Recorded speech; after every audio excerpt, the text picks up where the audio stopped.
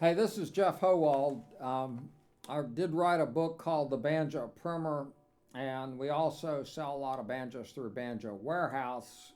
And I get a lot of calls from people wanting to learn to play the banjo.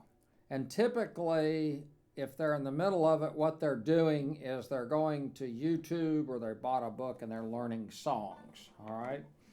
And I just wanted to talk about a couple other things, ways of approaching the banjo if you're a beginner, that might help you to play more clearly and make better progress.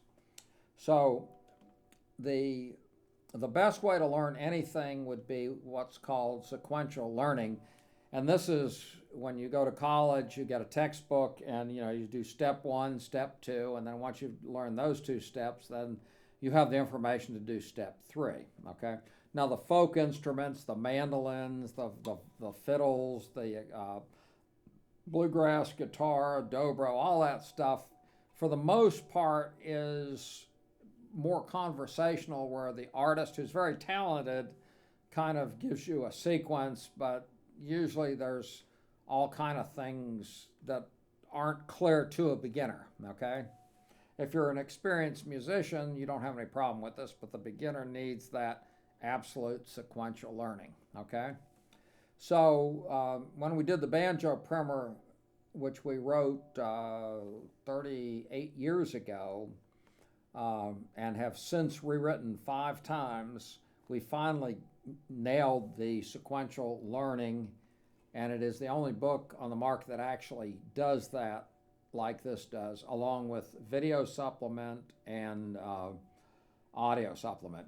And once again, we've reshot the videos, I believe, 3 different times. Okay, so what's missing in all that, or what is needed for someone to be successful as a musician? And the first thing would be having a good sense of timing. So I'm going to just show you kind of a way that we do timing in our banjo clinics, which we do clinics where you can come and visit us. And so what we're going to do, we just take a metronome and we set it. In this case, I'll just use 84. You can use anything you want. And you just tap your foot to the beat. So since we don't have a on foot camera, I'm going to clap. Okay, so 1, 2, 3, 4.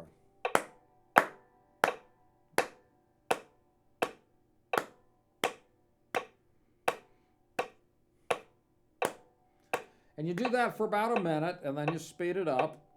And I'll go up to like 100. 1, 2, 3, 4.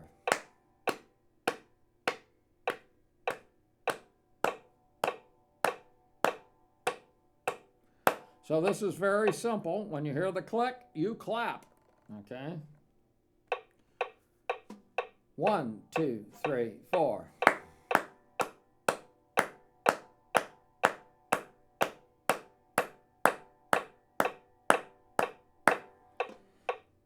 When you're playing in perfect time, there's energy that comes out of your hands, if you want to call it, or out of yourself.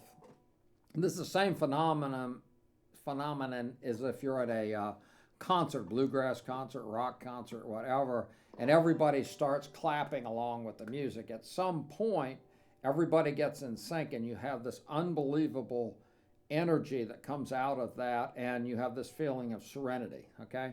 So after you clap with the metronome for maybe 15 or 20 seconds, you'll start to lock in, and you will get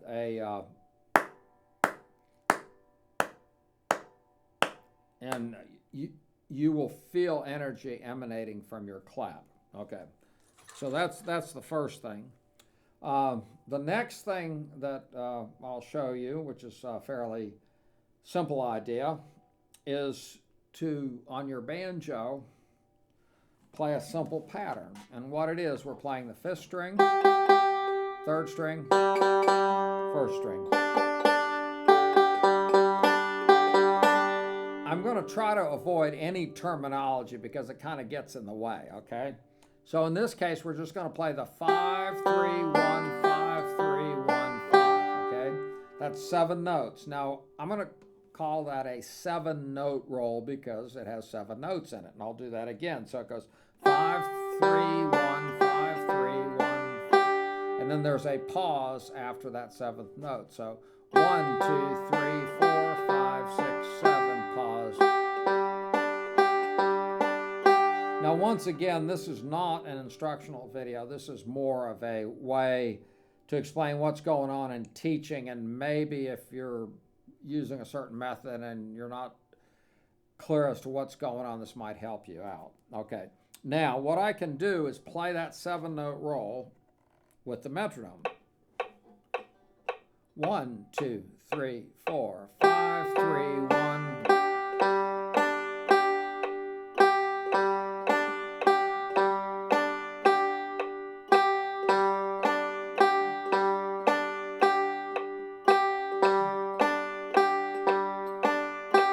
Once again, to review, we're playing 5th string, 3rd, 1st, 5th string, 3rd, 4th. So it's thumb, index on the 3rd, middle on the 1st, and you do it again. Thumb on the 5th, index, middle, and then middle on the 1st.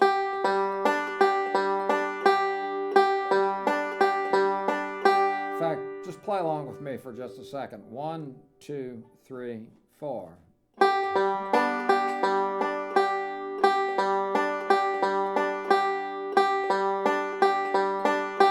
Okay, so we started at 80, we're at 110, so we'll go up arbitrary 132. 1, 2, 3, 4.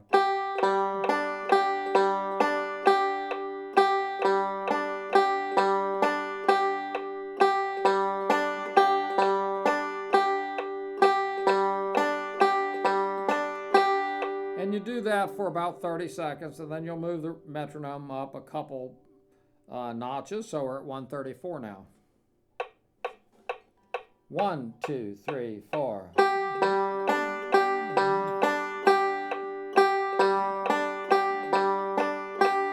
Okay, and so on and so forth. So you may then go to 136, 138. And you do this for 15 minutes a day for 2 weeks. And you should notice that your hand's much more relaxed. It's stronger from doing this. It's in the right position. The banjo sounds better. All the notes are about the same volume. Everything's clear, and you'll notice that you're starting to feel some of that power. And here's what it sounds like, the power. Now listen to if this is played absolutely perfectly.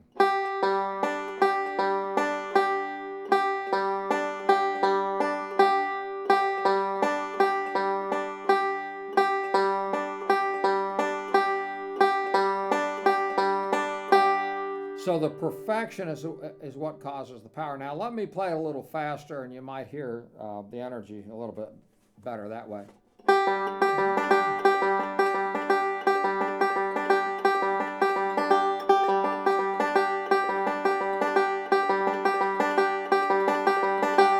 So that is the sound of the banjo. Now, if you want to do these exercises in a much more structured way, we have something that's called beginning warm-up exercises. It's a purple book. You can get it on Amazon, or you can get it through Banjo Compass. And these have a video supplements, and they play one thing, which is this, for 2 hours.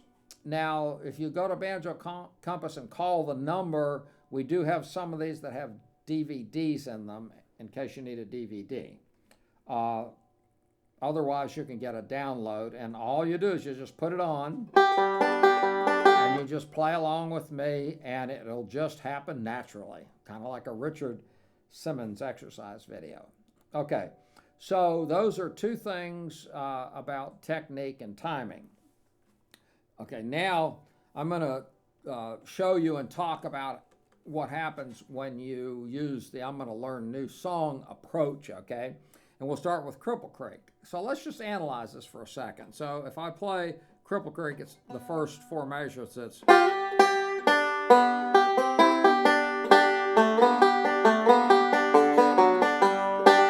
okay. Now, as a beginner, if I'm trying to learn that whole thing, and we'll do a close-up on this one, trying to do the whole thing, I'd go something. It sounds something like this.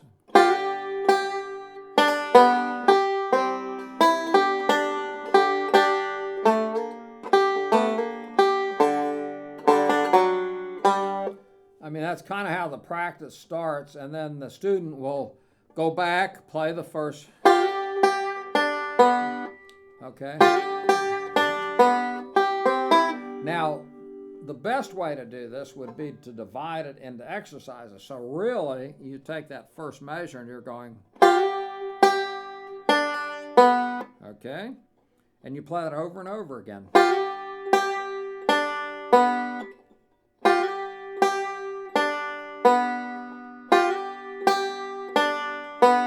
Okay, now the next measure has a C chord, okay?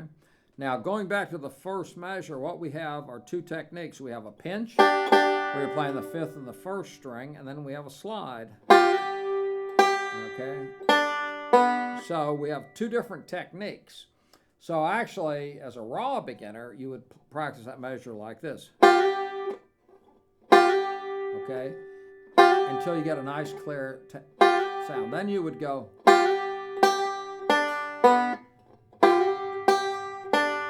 So you practice that, then you'd stop that and you'd go to the second measure, and you've got a C chord there, okay? Now the best way to at first remember your chords would be to make the chord, remove your hand, shake it, go back, shake it, okay? Okay, then to practice your roll, you make the chord, and we're going to play the fifth, second, and first string. So over and over.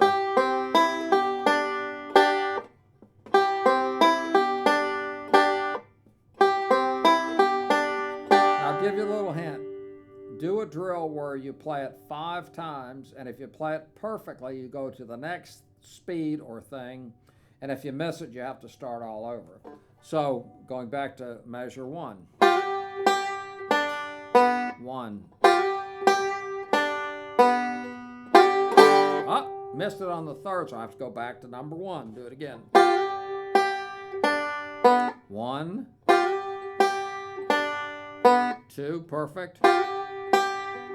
Now between each repetition, pause for just a minute and disconnect. Okay, so we go pause, disconnect. Do it again. Pause, disconnect. Once you've played it 5 times, you can either go to a faster speed or go to the next exercise. Then we go to the next exercise. Okay. Now, if you're doing the let's start at the beginning of the song approach, what happens? You're going something like.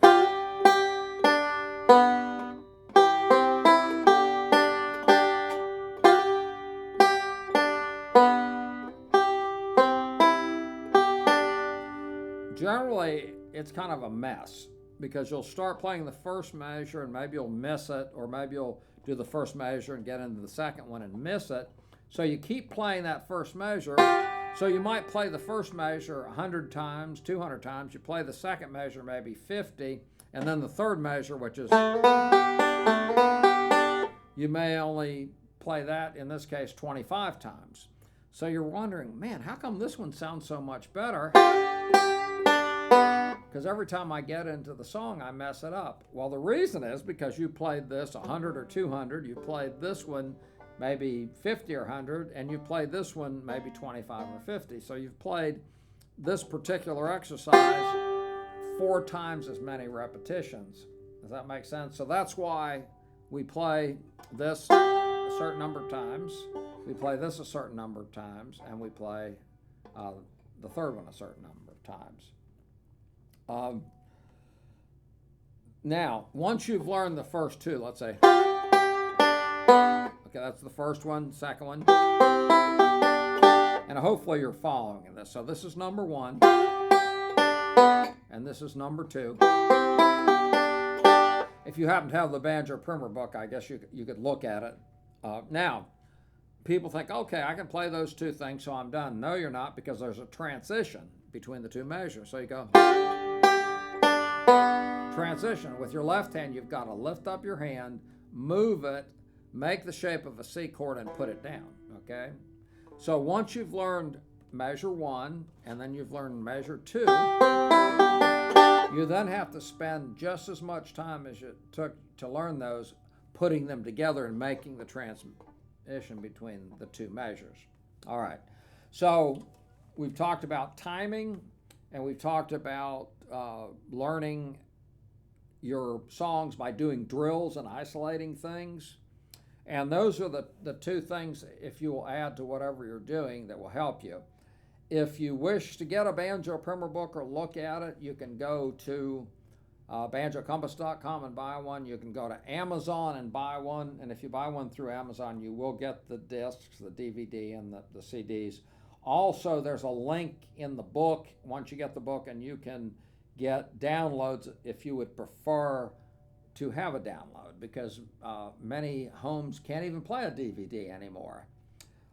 If you have any questions about any of this, you can email me at Geoff, and my name's spelled Geoff, at, and the initials are C as in cat, V as in Victor, L as in Larry, S as in Sam.com. So that's Geoff at CVLS.com. Any questions? If there's something that's unclear about this, I can walk right in the studio. It's about 10 feet from my office, and I can shoot another video to answer your question, because for the last 40 years I've been working on material with the goal to try to make it as clear as possible for the beginner. That's my whole focus of life, is beginners, getting you to the point where you can play one song. We're also doing banjo camps, and we started doing them where we would have 3 instructors and 6 students. So that's 1 instructor for every 2 students, which was revolutionary. Sorry about that, because I think most camps for every instructor might have 4 students, 5 students, 10 students, and you just can't dial in on them. Well, since the virus, what's happened, we're doing 2 students and 2 instructors, and that has been almost a miracle. And we've done 6 of those camps. And once again, if you have any question about those, you can go to Geoff Hohwald. Of course, you have to spell my name right, geoffhohwald.com, and you'll see the bigger camps. Then you can contact me, and I'll be glad to explain how the smaller camps work. And they're up in the North Georgia mountains. Each student will get their own room with a private bath. Nobody's going to be coming into your area at all. And that's pretty much it. So hopefully you guys have a great day. And if you have any questions, just contact me, and I'll be glad to help you in any way I can.